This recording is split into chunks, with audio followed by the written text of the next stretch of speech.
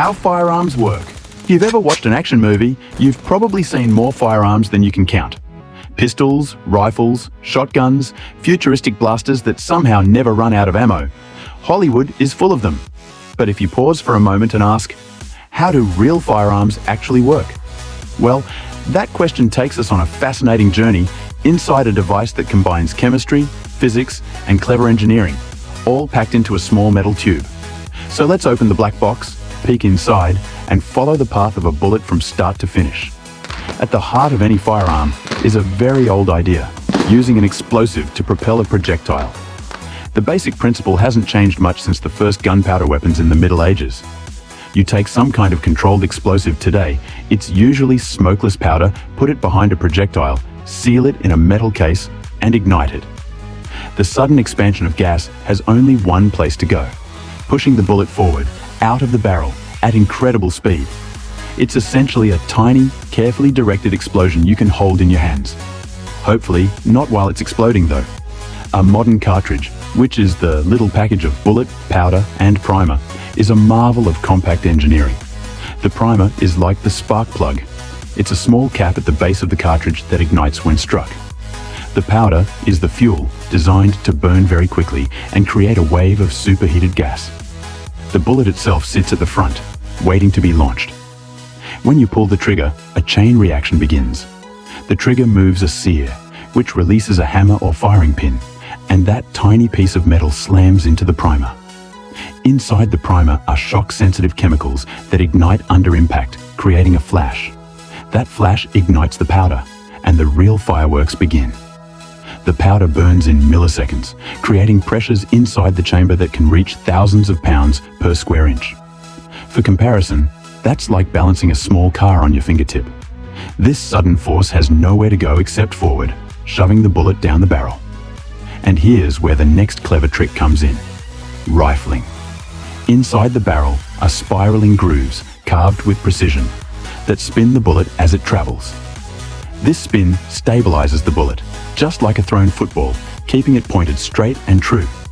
Without rifling, bullets would wobble and tumble, flying like badly thrown rocks.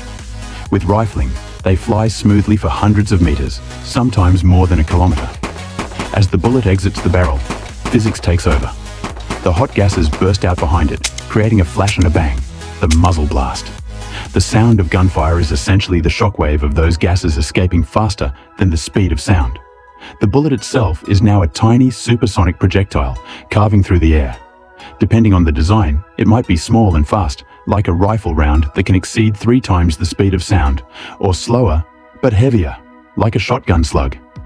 Either way, all that energy comes from the rapid expansion of burning gas behind it. Meanwhile, the firearm has to get ready for the next shot. In a simple revolver, that just means rotating the cylinder to line up the next cartridge. In semi-automatic or automatic weapons, it's more complicated. Here, the firearm uses part of the energy from the shot itself, either the recoil of the moving parts or the pressure of the gases to cycle the action.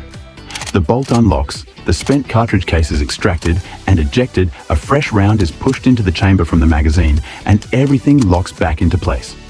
All of this happens in less than the blink of an eye, ready for the next trigger pull. In an automatic weapon, this cycle repeats as long as you hold the trigger down and there are bullets in the magazine. It's a kind of mechanical ballet, powered by explosions. But firearms are more than just machines for launching bits of metal. They're also lessons in physics. Every shot obeys Newton's third law. For every action, there's an equal and opposite reaction.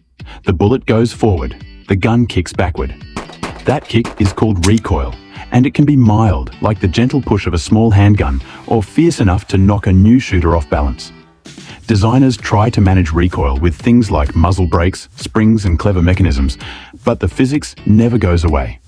If you want a lot of energy going forward, you're going to feel something coming back. And then there's ballistics, the science of what happens before, during, and after the bullet leaves the barrel.